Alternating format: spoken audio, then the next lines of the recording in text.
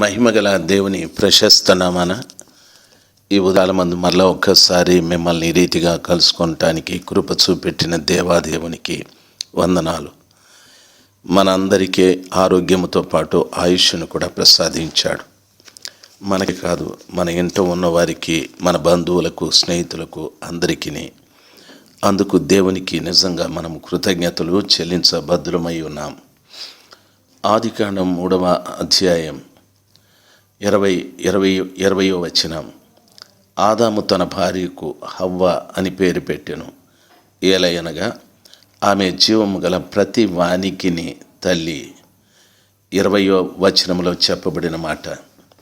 దైవజనాంగమా, ఆదాము పశువులకు మాత్రమే కాదు, భూజంతువులకు మాత్రమే కాకుండా తన భార్యకు కూడా పేరు పెట్టాడని వాక్యము సెలవిస్తుంది.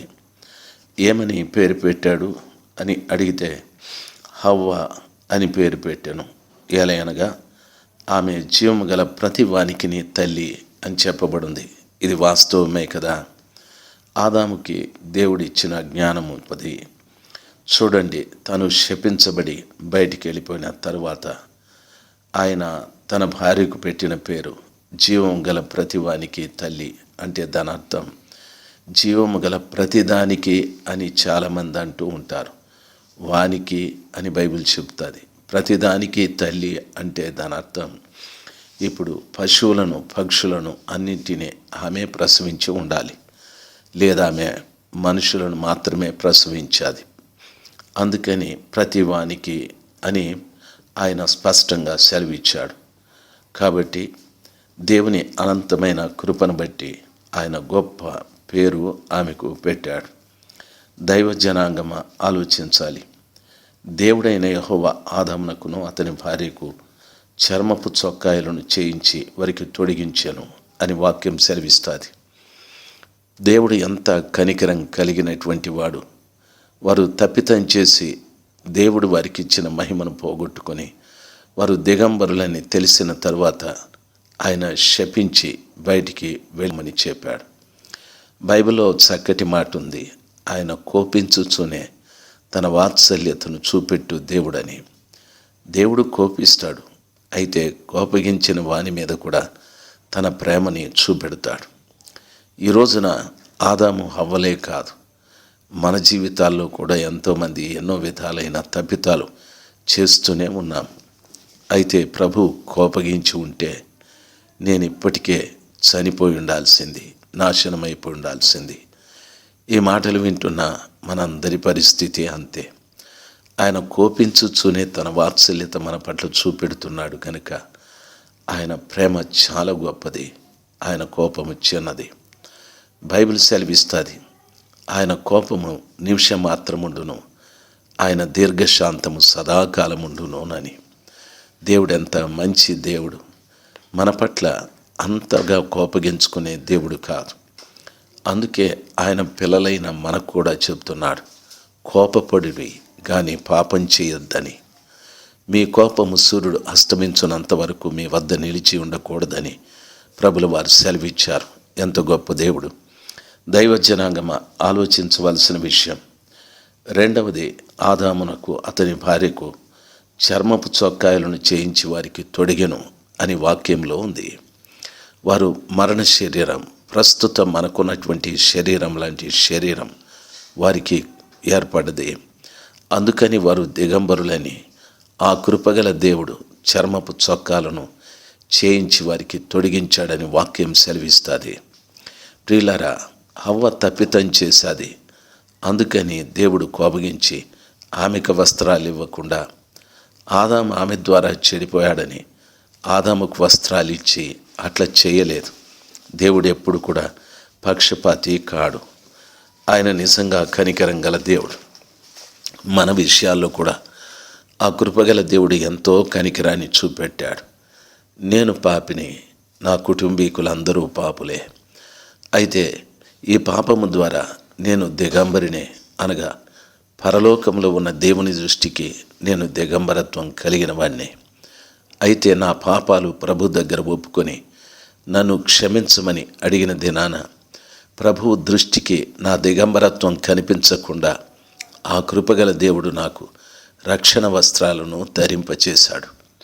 నాకే కాదు, పశ్చాత్తాపపడి పాపం విడిచిపెట్టిన ప్రతి వారిని తన ప్రశస్తమైన రక్తముతో కడిగి రక్షణ వస్త్రములను వారికి తొడిగాడాయన. దైవ జనాంగమా, ఈ రోజున నేను మీతో మాట్లాడుతున్న మాట ఆలకించారా? ఆదాము హవ్వలకు మాత్రమే కాదు, అక్కడ మనం చదువుకున్న రీతిగా ఆ కృప కలిగిన దేవుడు చర్మపు చొక్కాయలను ఆయన చేయించి ఇచ్చాడని వాక్యము సెలవిస్తుంది. అలాగే దాని అర్థం ప్రభువే ఇచ్చాడు. ఆ రీతిగా ఈ రోజున మనకు కూడా దేవుడు రక్షణ వస్త్రాన్ని ధరింపచేసి ఉంచాడు. శత్రువైన సాతానుడు మన పైనున్న రక్షణ వస్త్రాన్ని చూసి వాడు ఓర్వలేని స్థితి. అందుకు బైబిల్లో ఓ చక్కటి మాట ఉంది. ఒకడు యెరూషలేము నుండి యెరికోకి దిగి వస్తున్నాడు. వాని దొంగలు కొట్టి కొర ప్రాణాలతో విడిచి వాని వస్త్రములు దోసుకుపోయారని. దైవ జనాంగమా, శత్రువైన సాతానుడు ఖచ్చితంగా మనకు దేవుడిచ్చిన రక్షణ వస్త్రాల్ని లాగివేయటానికి వాడు ఎప్పుడూ ఎదురు చూస్తూనే ఉంటాడు. కావున యెరూషలేములో ఉండటానికే ప్రయత్నం చేయి. యెరూషలేములో చక్కటి దేవాలయం ఉంది. దేవాలయంలో ఉపకరణాలు ఉన్నాయి. దేవాలయంలో ధర్మశాస్త్రం ఉంది. ధర్మశాస్త్రోపదేశకులు ఉన్నారు. దేవాలయంలో ప్రార్థించేవారు ఉన్నారు. దేవాలయంలో ధర్మశాస్త్రాన్ని బోధించేవారు ఉన్నారు. బలిపీఠం ఉంది, గంగాళం ఉంది, బంగారపు దీపవృక్షం ఉంది, బంగారపు ధూపవేదిక ఉంది, సమకూరొట్టెల బల్ల ఉంది, మందసం ఉంది. ఇవన్నీ కూడా దేవునికి ప్రతిరూపములైన ఉపకరణాలు. కాబట్టి అక్కడ నీవు ఉండడం దేవుని సన్నిధిలో నీవు ఉన్నట్టే. ఒక వ్యక్తి దాన్ని వదిలిపెట్టి యెరికోకు వచ్చేస్తూ ఉన్నాడు. యెరికో శాపగ్రస్తమైన స్థలం. దైవ జనాంగమా, యెరికోలో కుష్ఠరోగులు ఉన్నారు. యెరికోలో గుడ్డివారు ఉన్నారు. యెరికోలో అక్రమస్తులు ఉన్నారు. రాహాబును వేసేది కూడా యెరికోనే. వేషాతనం కలిగిన వారు ఉన్నారు. ఎందరో ఇలాంటి వారు. దైవ జనాంగం, అది శాపగ్రస్తమైన పట్టణం. ఆ పట్టణంలోకి రావద్దు.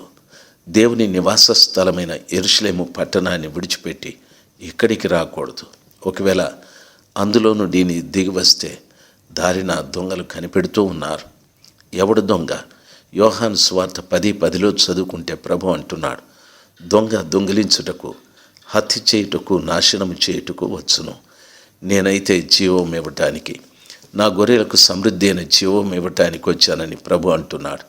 కాబట్టి సాతానుడు నిన్ను కొట్టి కురప్రాణాలతో విడిచిపెట్టి నీ వస్త్రాలు దోచేసుకుంటాడు. ఎందరో ఈ రీతిగా రక్షణ వస్త్రాలు పోగొట్టుకున్న బిడలు లోకంలో లెక్కలేనంత మంది ఉన్నారు. దైవ జనాంగమా, నీ జీవితం ఆ రీతిగా కాకూడదు. నీ వస్త్రాలను, దేవుడు నీకు ఇచ్చిన రక్షణ వస్త్రాలని జాగ్రత్తగా కాపాడుకోవాలి. దావీదు ఒక్క రోజున ఈ రీతిగా ప్రార్థన చేశాడు. బత్షెబతో తాను తప్పితం చేసిన కారణాన రక్షణ ఆనందం పోయాది. పరిశుద్ధాత్మ పోగొట్టుకున్నాడు. అంటే దేవుని దృష్టిలో తాను దిగంబరే అనగా దాని అర్థం దేవుడిచ్చిన ఆ రక్షణ ఆనందం పోయాది. ఆయన అంటున్నాడు, దేవా, మరలా నాకు రక్షణ ఆనందం ఇవ్వండి, మీ పరిశుద్ధాత్మను నాకు దయచేయమని కన్యలతో ప్రభు దగ్గర మొరపెట్టుకున్నాడు ఆయన. అందుకనే దేవుడు అతన్ని అంటున్నాడు, దావీదు నా హృదయానుసారి, ఆయన నా జ్యేష్ఠ కుమారుడు అని చెప్పాడు. బత్షెబ విషయంలో తప్ప ఏ విషయంలోనూ ఆయన తేలేదని ప్రభుల వారు స్పష్టంగా చెప్పారు. ప్రియ తల్లి, నా ప్రేమైన తండ్రి, తమ్ముడు, ఈ మాటలు వింటున్న దైవ సేవకుడా, నీవు ఆలోచన చేయి.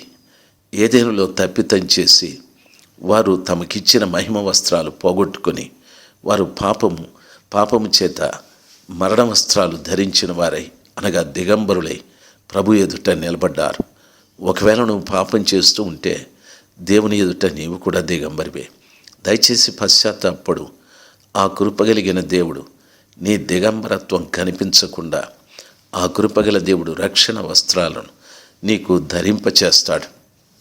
ఎన్నో పర్యాయాలు సాతానుడు మన వస్త్రాన్ని లాగివేయటానికి ఎన్నో రకాలుగా పనిచేస్తూ ఉంటాడు. ఆదికాండం 39వ అధ్యాయం 12వ వచనంలో చదువుకున్నట్లయితే అక్కడ ఈ రీతిగా రాయబడింది, అప్పుడు ఆమె అతని వస్త్రం పట్టుకుని తనతో శయనింపుమని చెప్పగా అతడు తన వస్త్రములను విడిచిపెట్టి ఆయన తప్పించుకొని బయటికి పారిపోయినని వాక్యం సెలవిస్తుంది. అక్కడ పోతీఫర్ భార్య యోసేపు వస్త్రాన్ని పట్టుకుని నాతో తప్పితం చేయమని బలవంతం చేశాది. ఆయన తన వస్త్రాన్ని విడిచిపెట్టి పారిపోయాడు. ఆయన వింటున్న దైవ జనాంగమా, ఎన్నో పర్యాయాలు సాతానుడు నీ వస్త్రాన్ని పట్టుకొని పాపం చేయటానికి నిన్ను ప్రోత్సహిస్తాడు, ప్రేరేపిస్తాడు. దయచేసి వినాలి. ఇక్కడ యోసేపును చూసి ఆమె మోహించాది. అతడు యవనస్తుడు, సుందరుడాయన, అందగాడాయన. ప్రియులారా, గమనించాలి.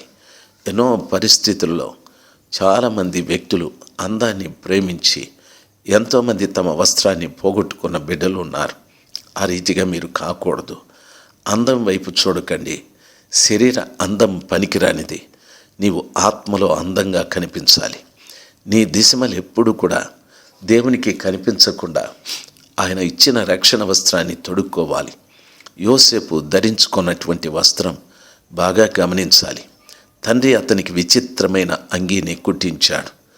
అయితే అతని అన్నలు ఆయన అంగీని తీసుకుని అతని కొట్టి గోతిలో పడేసి మిద్యాను వర్తకులకు అమ్మి ఓ మేకపిల్లను చంపి ఆ రక్తాన్ని ఆ వస్త్రానికి పూసి అతని క్రూరమైన జంతువు చంపేశాదని తండ్రికి చెప్పారు. తండ్రి దృష్టిలో యోసేపు చనిపోయిన వాడే. ఆ విచిత్రపు అంగీకి రక్తపు మరకలు ఉన్నాయి. ఇప్పుడు పోతీఫర్ ఒక వస్త్రం ఇచ్చాడు. అది పోతీఫర్ భార్య పట్టుకుంది. దాన్ని విడిచిపెట్టి పారిపోయాడు. ఆయన వస్త్రహీనుడిగా పారిపోయాడు. అంటే పాపానికి దొరకకుండా. ప్రియులారా, తరువాత అతనికి ఐగుప్తులో రాజుగారు ఇంకొక వస్త్రాన్ని ఇచ్చాడు. ఎంత గొప్ప వ్యక్తి! నీ వస్త్రాన్ని, పాపపు వస్త్రాన్ని విడిచిపెట్టి పారిపోతే, పాపం దగ్గర నుండి పారిపోతే ఆ కృపగలిగిన దేవుడు, ఆ రాజైన యేసు ప్రభుల వారు నీకొక ప్రశస్తమైన వస్త్రాన్ని దయచేయగలడు. దాన్ని సంపాదించుకో. ఎప్పుడూ ప్రభు ఇచ్చిన రక్షణ వస్త్రాన్ని పోగొట్టుకోవటానికి ప్రయత్నం చేయకు. తల్లి, నా ప్రియమైన తండ్రి, వింటున్న ప్రియ సహోదరి సహోదరుడా, ఆలోచించు. క్రీస్తు ప్రభుల వారి ఆగమనం సమీపిస్తూ ఉంది. ఆదామును పిలిచినట్టుగా ప్రభు సంఘంలో ఉన్న నిన్ను, కుటుంబంలో ఉన్న నిన్ను ఆయన పిలవబోతూ ఉన్నాడు. ఆయన పిలిచినప్పుడు వస్త్రం లేనివాడుగా అటు ఇటు పారిపోయి దాక్కోకుండా వస్త్రం కలిగిన వాడుగా ఆయన ఎదుట పవిత్రుడుగా, నిష్కలంకుడుగా, నిర్దోషిగా ప్రభు ఇచ్చిన రక్షణ వస్త్రాన్ని ధరించి ఆయన్ని ఎదుర్కొనటానికి సిద్ధపడు. దేవుడు ఆ కృప నీకును, నీ ఇంటి వారికి, నీ సంఘంలో ఉన్న ప్రతి వారికి దయచేయునుగాక. ఆమేన్.